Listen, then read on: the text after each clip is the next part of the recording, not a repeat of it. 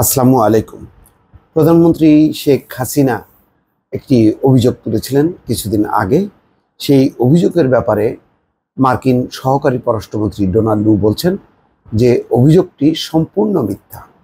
একেবারেই বিপরীতধর্মী বক্তব্য ডোনাল্ড লুর, এবং বলা যায় যে এটি প্রতিবাদের মতনই।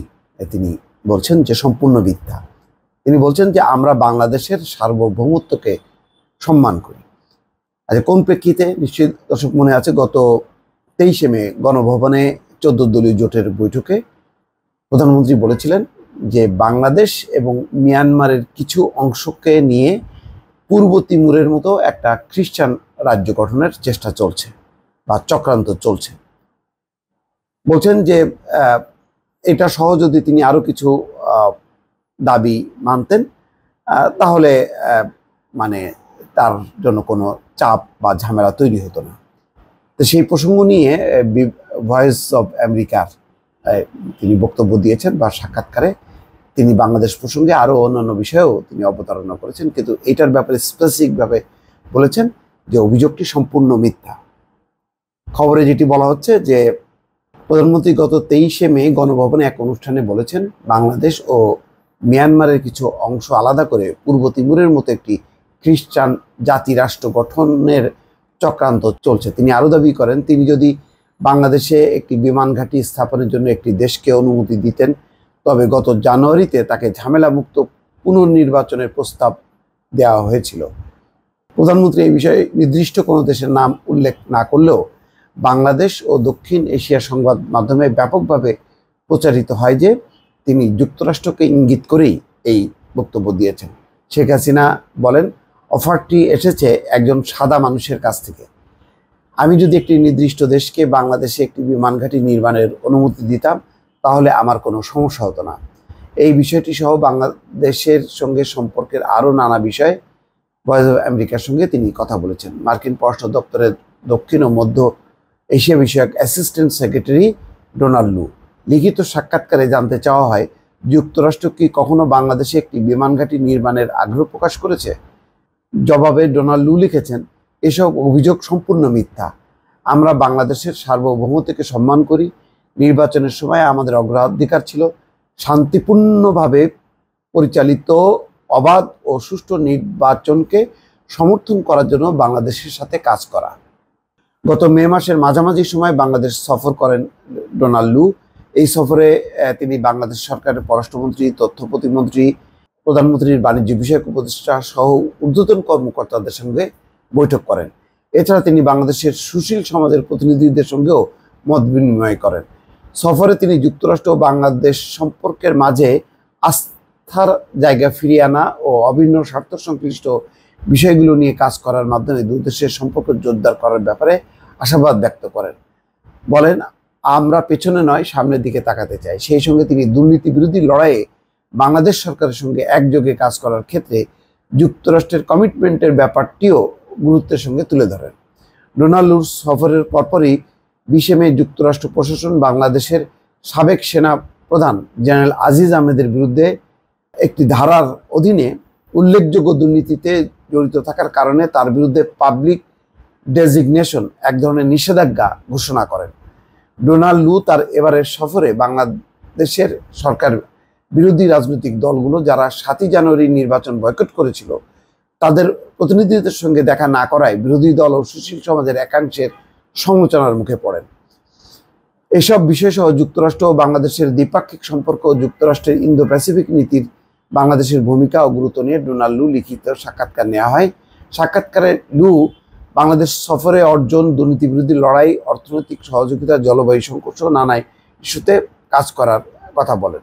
তিনি তার এবারের সফরে বিরোধী দলের প্রতিনিধিদের সঙ্গে দেখা না করা ও বাংলাদেশের নির্বাচন ইস্যুতে গণতন্ত্র ও মানবাধিকার লঙ্ঘনের ঘটনাগুলোর বিষয়ে বর্তমান সরকারের প্রতি যুক্তরাষ্ট্রের নমনীয় নীতির সমালোচনার ব্যাপারেও তার সরকারের অবস্থান স্পষ্ট করেন।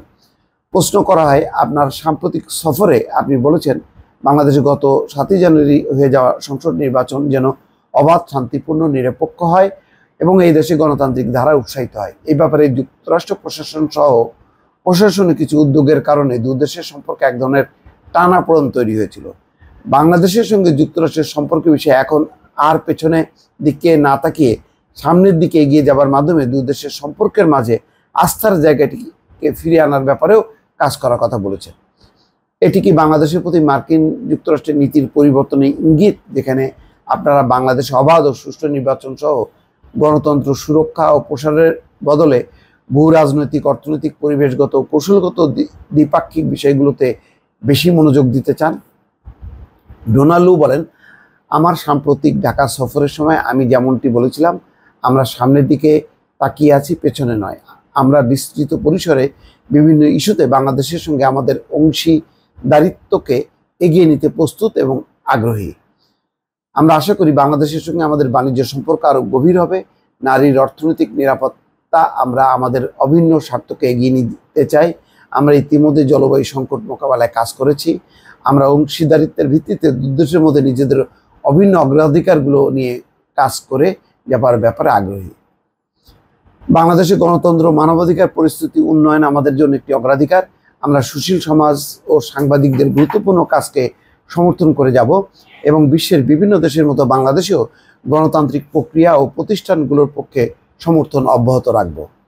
নির্বাচন প্রক্রিয়াকে ক্ষতিগ্রস্তকারী সহিংসতার নিন্দায় আমরা সোচ্চার ছিলাম।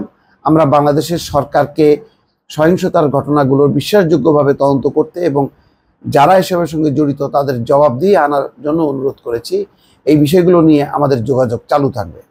জানতে চাওয়া হয়, বাংলাদেশের বিরোধী রাজনৈতিক দলগুলো সুশীল সমাজের একটি অংশ 7ই জানুয়ারির নির্বাচন ইস্যুতে যারা মানবাধিকার লঙ্ঘনের বিষয়টিও রয়েছে, এই বিষয়গুলো নিয়ে নমনীয় ভূমিকা নেওয়া হচ্ছে কিনা যুক্তরাষ্ট্রের পক্ষ থেকে। উত্তরে ডোনাল্ড লু বলেন, যুক্তরাষ্ট্র দৃঢ়ভাবে অবাধ ও নিরপেক্ষ নির্বাচনকে সমর্থন করে এবং মানবাধিকারের প্রতি সম্মান নিশ্চিত করার ব্যাপারে দৃঢ়ভাবে প্রতিশ্রুতিবদ্ধ। পুরো নির্বাচনকালে আমরা নিয়মিত বাংলাদেশ সরকার, বিরোধী দল, সুশীল সমাজ এবং অন্যান্য স্টেক হোল্ডারদের সঙ্গে নির্বাচনের পরিবেশ তৈরির কাজে যোগাযোগ অব্যাহত রেখে একটি অবাধ ও সুষ্ঠু নির্বাচনের লক্ষ্যে একসঙ্গে কাজ করার আহ্বান জানিয়েছি। নির্বাচনী প্রক্রিয়াকে ক্ষতিগ্রস্তকারী সহিংসতার নিন্দায় আমরা সোচ্চার ছিলাম এবং আমরা বাংলাদেশ সরকারকে সহিংসতার ঘটনাগুলো বিশ্বাসযোগ্যভাবে তদন্ত করতে এবং যারা এর সঙ্গে জড়িত তাদেরকে জবাবদিহির আওতায় আনার অনুরোধ করেছি। এই বিষয়গুলো নিয়ে আমরা যোগাযোগ চালু করব। আচ্ছা, বিরোধী দলগুলোর সঙ্গে তিনি কেন যোগাযোগ করেননি এবার? বলছেন যে এটা প্রাক নির্বাচনের সময় নয়, তাই এবারে সফরে আমি রাজনৈতিক দলগুলোর সঙ্গে দেখা করিনি।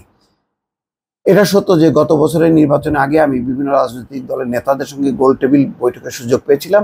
এটা প্রাক নির্বাচনের সময় নয়, তাই এবারের সফরে আমি রাজনৈতিক দলগুলোর সঙ্গে দেখা করিনি।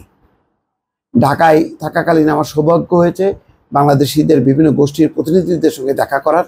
সুশীল সমাজের প্রতিনিধি থেকে শুরু করে বাংলাদেশি কর্মকর্তা, বাংলাদেশের মহিলা ক্রিকেট দলের সাথেও আমি দেখা করেছি, যারা আমাকে বোলিং এবং ব্যাটিং সম্পর্কে দু একটি ব্যাপার শিখিয়েছে।